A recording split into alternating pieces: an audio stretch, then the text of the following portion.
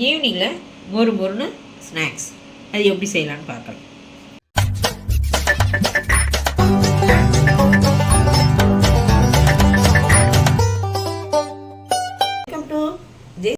Welcome to Jaishree kitchen.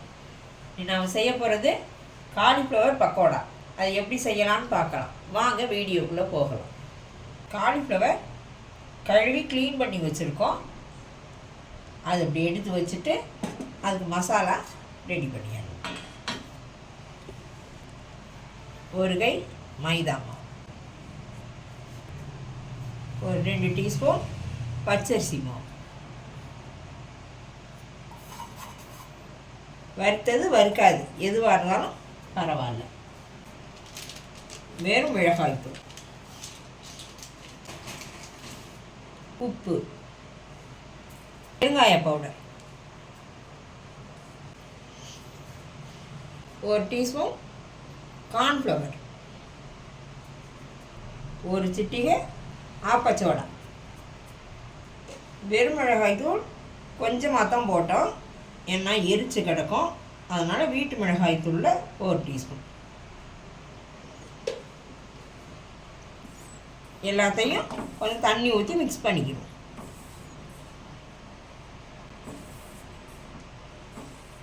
தண்ணி ஊற்றி நல்லா மிக்ஸ் பண்ணிக்கலாம்.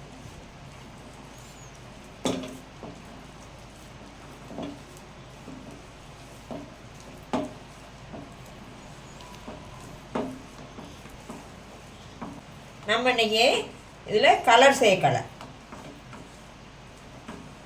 இவ்வளோ திக்காக இப்படி பிசைஞ்சுக்கணும். இப்போ நம்ம உப்பெல்லாம் செக் பண்ணிடலாம். உப்பு, காரம் எல்லாம் கரெக்டாக இருக்குது. காலிஃப்ளவரில் போட்டு பெசரி வச்சுருவோம். மசாலா ரெடி பண்ணி காலிஃப்ளவரில் போட்டோம்.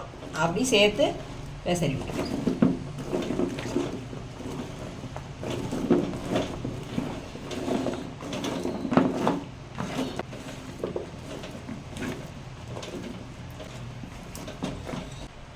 இப்போ உங்களுக்கு பட்டுப்படாமல் தெரியும். இன்னும் கொஞ்சம் நேரம் சென்று இதை நம்ம பெரட்டி விட்டோம்னா நல்லா ஒத்து வந்துடும். எல்லாம் மசாலா கரெக்டாக இருக்கும்.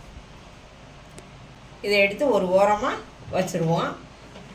ஒரு 10 நிமிஷம் ஊறட்டும். எண்ணெய் காஞ்சிருச்சு. காலிஃப்ளவர் போட்டால்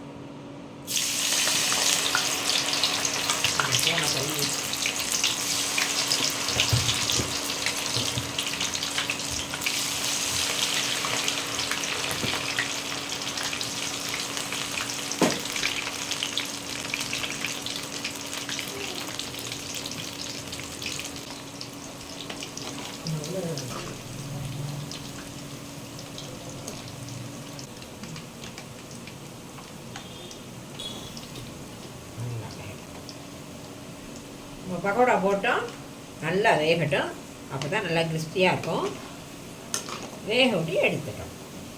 நம்மளோட பக்கோடா ரெடி ஆகிடுச்சு. எண்ணெயை விட்டு எடுத்துருவோம்.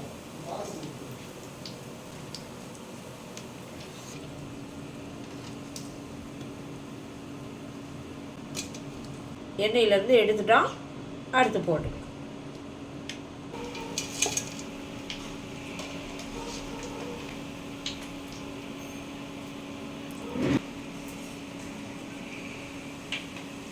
நம்மளோட காலிஃப்ளவர் பக்கோடா ரெடி ஆயிடுச்சு. நீங்களும் செஞ்சு பாருங்கள். எப்படி இருக்குன்னு சொல்லுங்கள். நம்ம சேனலை மறக்காமல் சப்ஸ்கிரைப் பண்ணுங்கள். பக்கத்தில் இருக்க பெல் ஐக்கானை கிளிக் பண்ணுங்கள். மீண்டும் அடுத்த வீடியோவில் உங்களை சந்திக்கிறேன். தேங்க்யூ.